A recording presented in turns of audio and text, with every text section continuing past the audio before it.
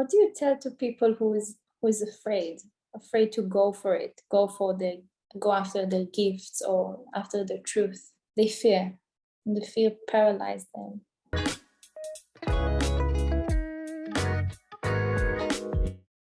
They've been disappointed too often, maybe even born that way.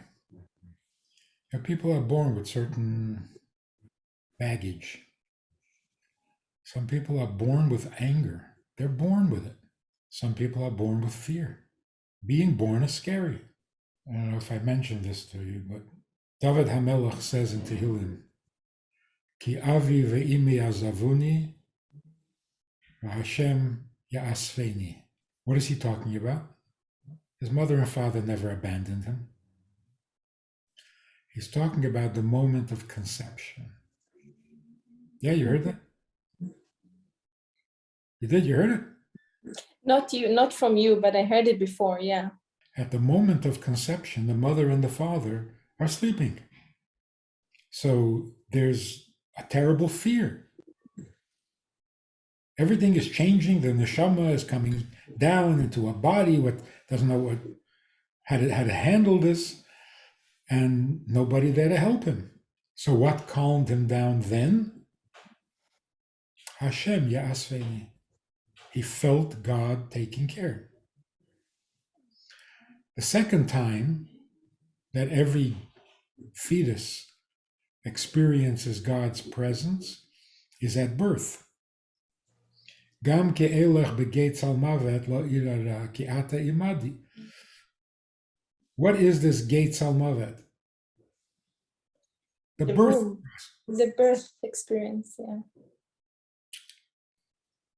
The second most scary moment.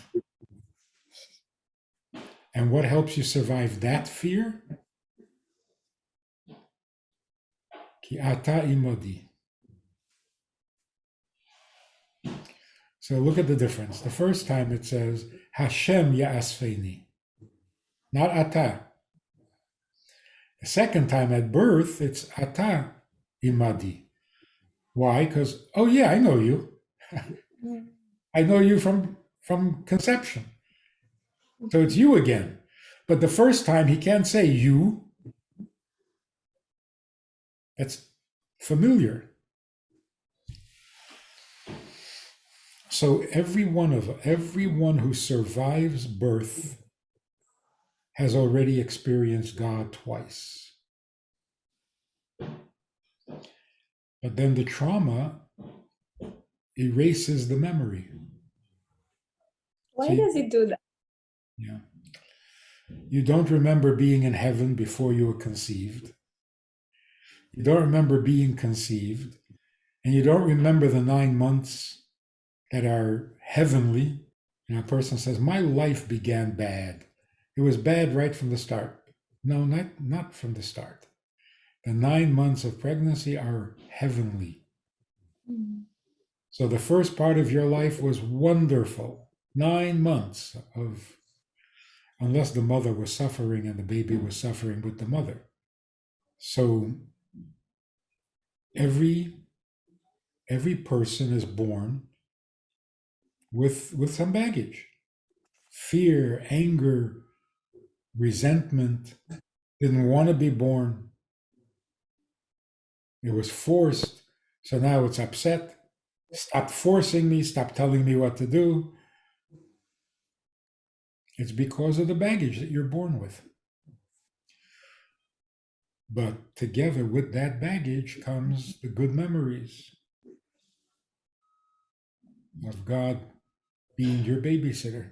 So is this the tikkun, the correction of the human? Like that's why every human gets a different challenge in life, because they have different tikkun to do? Yeah. And tikkun does not mean you did something wrong and you have to fix it. Tikkun means there is something wrong in the world. This is the piece you have to fix. Mm. So for example, there's too much anger in the world. So this child is born with anger so that he can fix the anger for the whole world. It's not just a personal tikkun.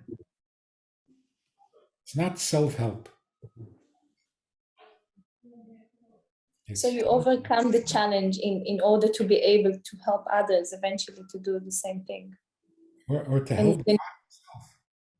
and then you teach through experience and through making that a knowing inside you, and then or being an inspiration by living the opposite or not.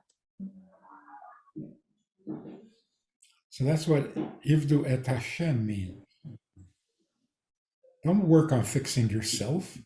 Fix the whole world, because that's what Hashem needs. He sent you here to fix his world, not just to fix yourself. If you're just fixing yourself, you can't call it Ivdu et Hashem.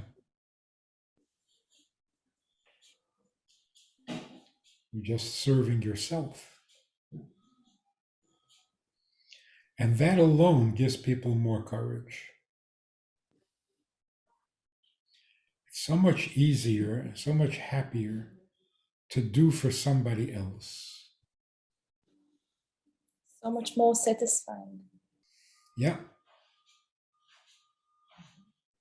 You definitely inherited some good